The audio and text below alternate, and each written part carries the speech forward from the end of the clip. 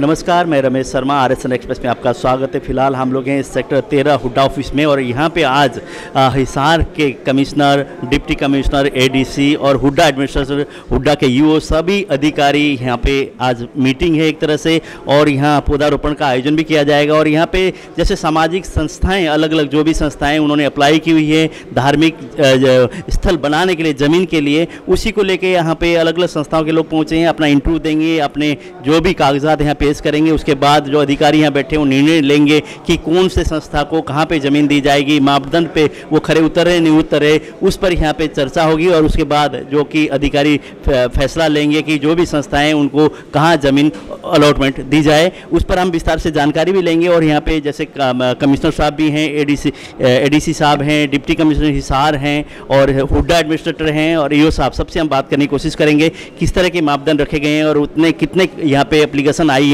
और कौन कौन सी संस्था के यहाँ पे एप्लीकेशन पहुँचे, उस पर हम बात करेंगे। अभी जैसे हम लोग यहाँ हुड्डा एडमिनिस्ट्रेशन के इसमें बिल्डिंग में, और यहाँ पे हिसार कमिश्नर, हिसार के डिप्टी कमिश्नर, हिसार के ADC और यहाँ के हुड्डा ऑफिसर्स यहाँ में मौजूद है। और यहाँ पे आज ये बुलाया गया है कि जितने भी धार्मिक संस्थाएं हैं उनको हुड्डा की तरफ से ज़मीन की अलॉटमेंट दी जाएगी। इनसे जानते कौन से संस्था से हैं और ये कब इन्होंने फाइल लगाई है। सर शुभ नाम?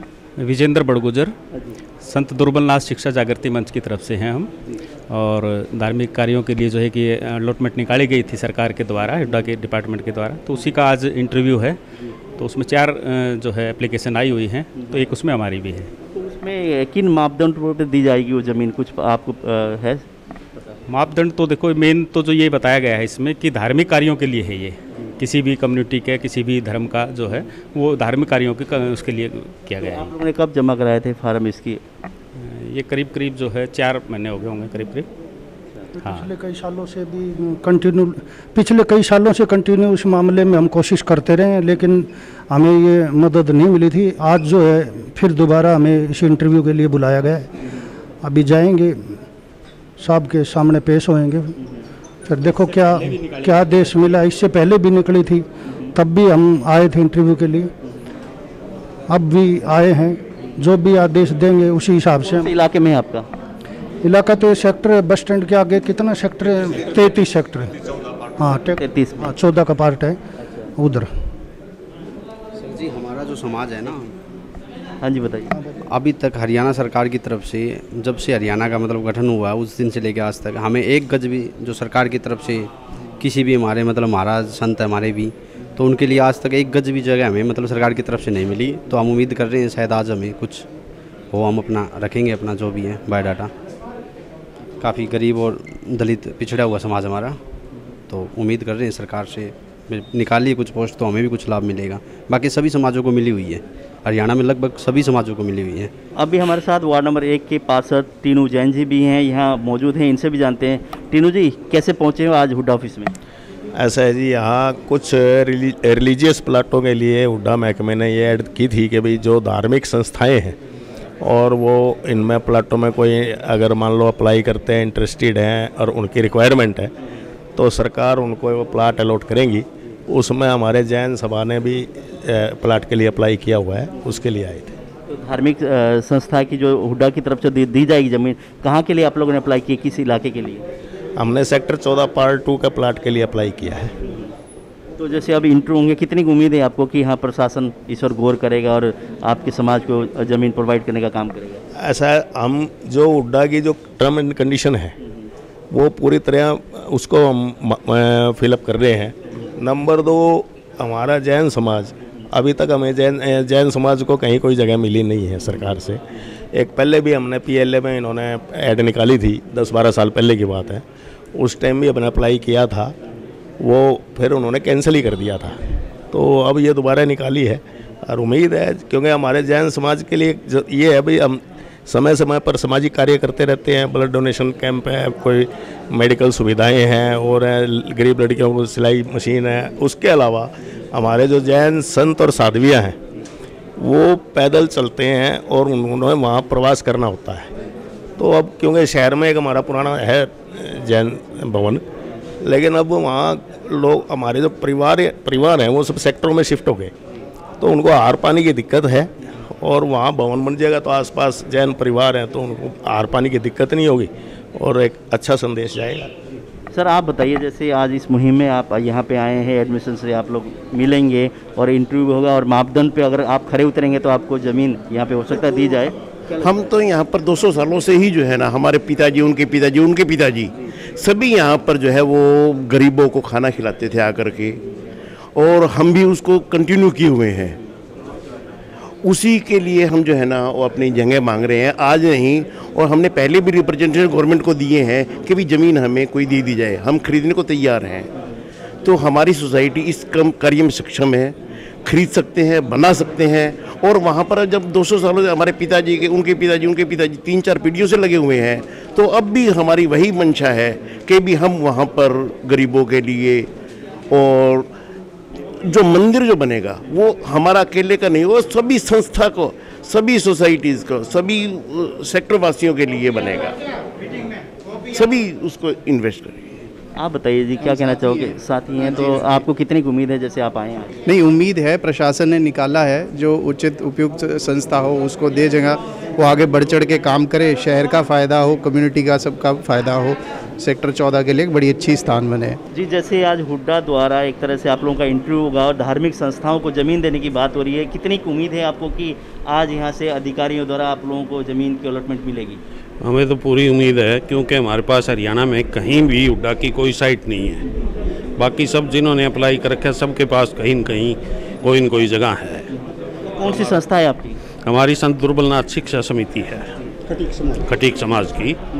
तो हमारा पहला हक तो हमारा ही बनता है भी। हमें कहाँ चाहते हैं ज़मीन, कहाँ मिले? 33P में। 33P में। तो कब से आपने अप्लाई किए? अप्लाई तो ये नहीं 6-7 महीने हो गए तब की थी जी। बताइए आप क्या कहना चाह रहे हैं? निकली 33P में संत दुर्बलनाथ खटीक समाज सभा ने अपनी अप्लाई कर रखा है। उसमें 2013 में भी हमने फॉर्म पहले भी अप्लाई किए थे। हमारी संस्था एक ऐसी संस्था है जिसको आज तक जगह नहीं मिली, बाकी सारी संस्थाओं को जगह मिली हुई है। हमने अपना पैसा इसी उम्मीद से भरा है कि हमारे समाज को भी मिले। उपेक्षित समाज है हमारा समाज, काफ़ी हिसार के अंदर बड़ुआ, बालसमंद, खारा, बरुवाड़ा में रहता है। तो हमारी सत्संगें भी होती है, हमारी जो सामाजिक जो गतिविधियां हैं वो वहीं से चलती है। तो हम उम्मीद करेंगे कि भाई हमें भी इसमें अपने को स्थान मिले, हिसार के अंदर हमारा भी एक छात्रावास हो, हमारी जगह मिले सरकार की तरफ से। हाँ जी, हाँ जी। एक संस्था से और है, हम जानेंगे। सर शुभ नाम आपका? मदनलाल मक्कड़, प्रधान गुरुद्वारा बाबा बंदा बहादुर संत नगर हिसार।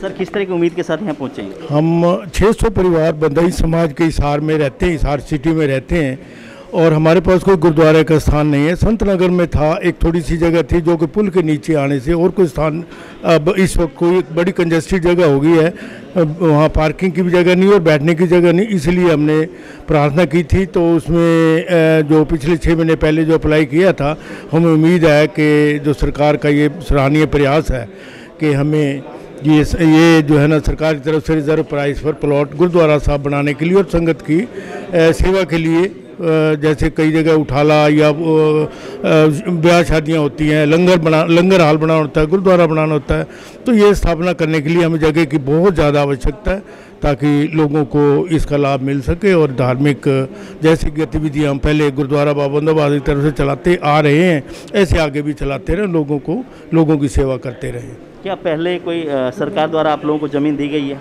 नहीं, हमें पहले ज़मीन नहीं मिली। हमारी जो बॉडी है बाबा बंदा बहादुर जन सेवा समिति, जो समाज जन सेवा के कार्य करती है, तो हमारी बॉडी 7 में रजिस्टर्ड हुई थी। 13 में हमने प्लॉट के लिए अप्लाई किया था, उसके बाद 18 में भी किया, अब यानी 21 में भी किया। 2-3 बार हमारा इंटरव्यू हुआ, हमारा हक भी था, लेकिन हमें प्लाट नहीं मिला, सरकार की पॉलिसी होती है। तो अब हमें उम्मीद है कि हमें ये ज़रूर जगह मिलेगी, क्योंकि आपने देखा होगा जो बाबा बंदा बहादुर जन सेवा समिति है, ये गुरु ग्रंथ साहब से जुड़ी हुई सब एक संस्था है।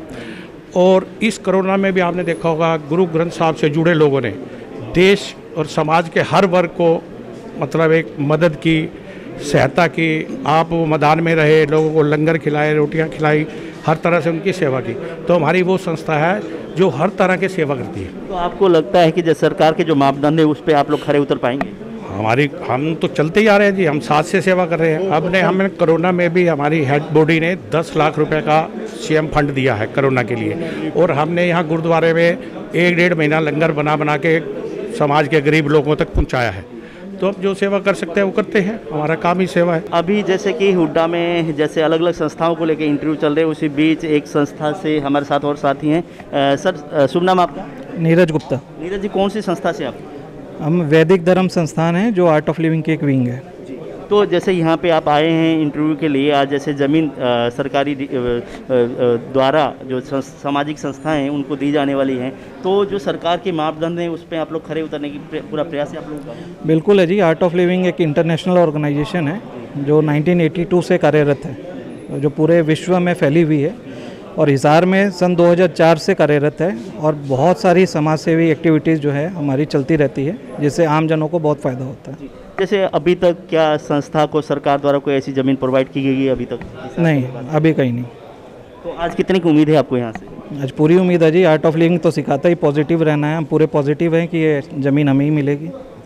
सर आप क्या कहेंगे, जैसे फाइल लेके आप यहाँ पे हैं, सारे अपने कागजात लगा रखे होंगे, तो उम्मीद कितनी की लगती है? कि उन्होंने कहा है कि 100% उम्मीद है, आप कहेंगे? पूर्ण रूप से हमें उम्मीद है, और ये एक हिसार के गौरव की बात होगी कि यहाँ पे आर्ट ऑफ लिविंग का जो एक इंटरनेशनल अंतर्राष्ट्रीय स्तर की संस्था है, उसका एक आश्रम यहाँ पे खुले, और जो गुरुदेव का तनाव रहित, खुशहाल और वसुधैव कुटुंबकम का जो संदेश है, वो एक हिसार उसका एक केंद्र बने अपने पूरे हरियाणा में। तो ये हम सब के लिए गौरव की बात है, और हमें पूर्ण विश्वास है कि ये हमें मिलेगी। जो अभी हमारे साथ एक और संस्था से यहाँ पहुँचे हैं। सर शुभ नाम आपका?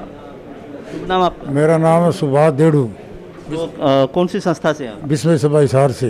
विश्व सभा से। जैसे यहाँ पे आज अधिकारियों द्वारा एक तरह से ड्रॉ निकाले जाएंगे, या जो मापदंड पर जो खरी उतरेगी जो संस्था, उनको अलॉटमेंट की बात है, तो उसी के लिए आए हैं आप? जी जी जी, हम विश्व सभा हिसार के लिए आए हैं। एक साइड हमने सेक्टर 33 और सेक्टर 14 में अप्लाई कर रखी है, और हमारे विश्व समाज के भी पर्यावरण के लिए हम एक सेंटर बनाएंगे, पर्यावरण और जीव रक्षा के लिए, उसके लिए जगह बनाएंगे, एक बहुत बड़ी शानदार जगह, उसी वास्ते आए हैं। और आज विश्व में सबसे बड़ी जो समस्या है वो पर्यावरण की है, और आपको पता है विश्व समाज में 29 नियम में एक पर्यावरण है, वो सबसे बड़ा नियम है, तो हम उसी के लिए एक साइड देख रहे हैं। उसमें योगा का सब चीज़ का हम करेंगे, हवन का, योगा का, सब चीज़ का हम।